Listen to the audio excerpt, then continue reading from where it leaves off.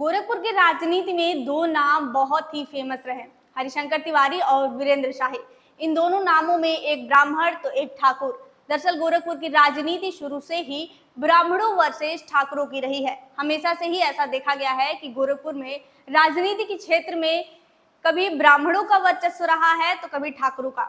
अब ऐसा क्यों हुआ, कब से शुरू हुआ, कब कौन किस पर भारी पड़ा, हरिशंकर तिवारी और वीरेंद्र शाही में कैसा संबंध था, इसके अलावा योगी आदित्यनाथ का इन सब में क्या भूमिका रहा, यह सब आपको बताएंगे आगे इस वीडियो में। नमस्कार, मैं हूं आंचल और आप देख रहे हैं बेधड़क खबर।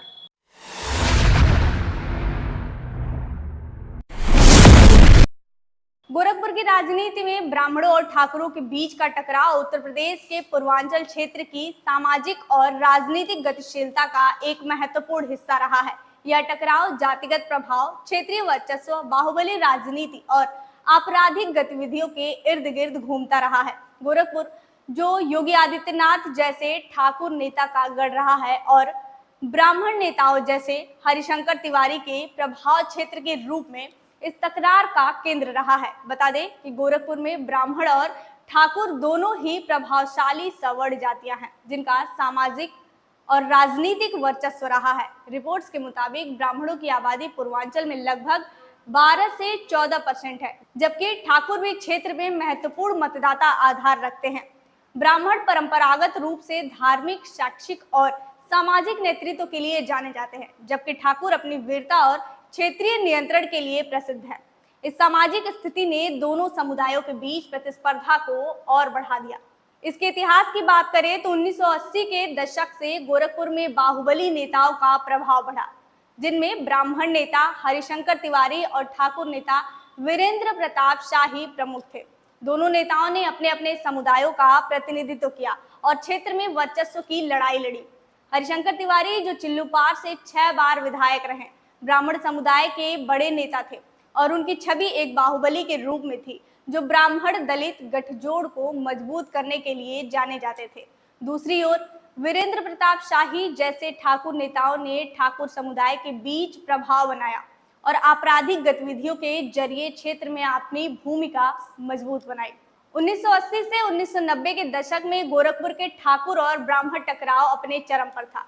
हरिशंकर तिवारी और वीरेंद्र प्रताप शाही के बीच गैंगवार और आपराधिक गतिविधियां आम थी। दोनों पक्षों के बीच हत्याएं, अपहरण और क्षेत्रीय नियंत्रण के लिए हिंसक झड़पें होती थी। 1985 में हरिशंकर तिवारी पर वीरेंद्र शाही की हत्या का आरोप लगा, जिसके बाद क्षेत्र में तनाव और बढ़ गया। हालांकि बाद में हरिशंकर तिवारी को इस मामले में बरी कर दिया गया, लेकिन इससे ब्राह्मण और ठाकुर द्वंद्व को और गहरा कर दिया और 1998 में योगी आदित्यनाथ के गोरखपुर लोकसभा सीट से सांसद बनने के बाद ठाकुर समुदाय का प्रभाव और मजबूत हुआ। योगी ने हिंदू युवा वाहिनी जैसे संगठनों के जरिए ठाकुर समुदाय को संगठित किया और गोरखपुर में अपनी स्थिति और मजबूत की। उनके नेतृत्व में ठाकुर समुदाय का राजनीतिक प्रभाव बढ़ा, जिससे ब्राह्मण नेताओं के लिए चुनौती खड़ी की। लेकिन हरिशंकर तिवारी और उनके बेटों विनय शंकर और भीष्म शंकर ने ब्राह्मण समुदाय को एकजुट करने की कोशिश की। तिवारी परिवार ने बसपा और बाद में सपा के साथ गठजोड़ कर ब्राह्मण दलित और ब्राह्मण मुस्लिम समीकरण बनाए। बता दें कि 2000 के दशक में उत्तर प्रदेश सरकार ने बाहुबली नेताओं के खिलाफ सख्त कार्रवाई शुरू की। वहीं 2017 में योगी आदित्यनाथ के मुख्यमंत्री बनने के बाद माफिया और आपराधिक गतिविधियों पर और सख्ती हुई, जिससे तिवारी परिवार जैसे ब्राह्मण नेताओं का प्रभाव कम हुआ। हाल के वर्षों में हरिशंकर तिवारी के बेटे विनय शंकर तिवारी पर गंगोत्री इंटरप्राइजेज लिमिटेड के माध्यम से करोड़ों रुपए के बैंक लोन घोटाले का आरोप है। ईडी ने उन पर फर्जी दस्तावेजों के जरिए लोन लेने और उसका दुरुपयोग करने का आरोप लगाया। अप्रैल 2025 में ईडी ने उन्हें और उनके सहयोगी अजित पांडे को गिरफ्तार किया। हालांकि बीते दिनों मई में इलाहाबाद हाईकोर्ट की लखनऊ बेंच ने उन्हें जमानत दे दी, क्योंकि पहले से ही यह मामला नेशनल कंपनी लॉ ट्रिब्यूनल में निपट चुका था और कोर्ट ने ईडी की दोबारा कार्रवाई पर सवाल उठाए। इस कार्रवाई के बीच ईडी ने 2023 और 2024 में विनय शंकर तिवारी, उनकी पत्नी रीता तिवारी और सहयोगी अजीत पांडे की करोड़ों रुपए की संपत्तियों को जब्त किया था। ये संपत्तियां गंगोत्री इंटरप्राइजेज और अन्य कंपनियों से जुड़ी थी। इस कार्रवाई को सपा ने सरकार से प्रभावी बताया था। हालांकि इससे पहले 2024 में विनय शंकर तिवारी ने योगी पर माफिया होने का आरोप लगाया, जिससे ब्राह्मण ठाकुर तनाव फिर से उभरा। गोरखपुर में ब्राह्मण विरोधी पोस्टर भी लगाए गए जो इस टकराव का प्रतीक थे। अब थोड़ा एक नजर विनय शंकर तिवारी के राजनीतिक सफर पर भी डालते हैं। 2007 में विनय शंकर ने अपने राजनीतिक करियर की शुरुआत की, लेकिन उन्हें शुरुआती सफलता नहीं मिली। इस दौरान वे गोरखपुर लोकसभा सीट से योगी आदित्यनाथ के खिलाफ चुनाव लड़े, लेकिन हार गए। 2012 में चिल्लूपार विधानसभा से बसपा के टिकट पर चुनाव लड़ा, लेकिन इस बार भी वे जीत नहीं सके। लेकिन 2017 में विनय शंकर तिवारी ने बसपा के ही टिकट पर चिल्लूपार विधानसभा से चुनाव जीता और पहली बार विधायक बने। उस वक्त उन्होंने भाजपा के उम्मीदवार राजेश त्रिपाठी को हराया। इस जीत ने उन्हें पूर्वांचल की राजनीति में एक उभरते हुए नेता के रूप में स्थापित किया था। वहीं 2021 में विनय शंकर तिवारी ने बसपा छोड़कर समाजवादी पार्टी का दामन थामा। यह फैसला उनके पिता हरिशंकर तिवारी के परिवार के साथ सपा में शामिल होने के साथ लिया गया।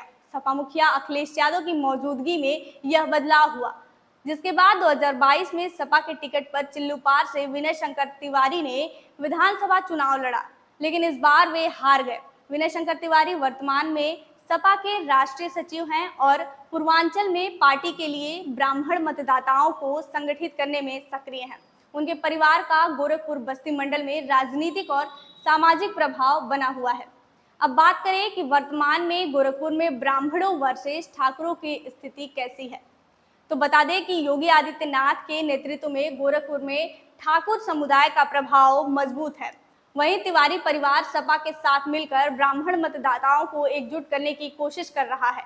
सपा ने ब्राह्मणों को लुभाने के लिए ब्राह्मण सम्मेलन जैसे आयोजन किए। वहीं योगी आदित्यनाथ के उदय ने ठाकुर समुदाय को मजबूत किया, जबकि तिवारी परिवार जैसे ब्राह्मण नेताओं का प्रभाव कम हुआ। इसके अलावा कानूनी कार्रवाइयों और बदलते सामाजिक राजनीतिक समीकरणों ने इस टकराव को और जटिल बना दिया है।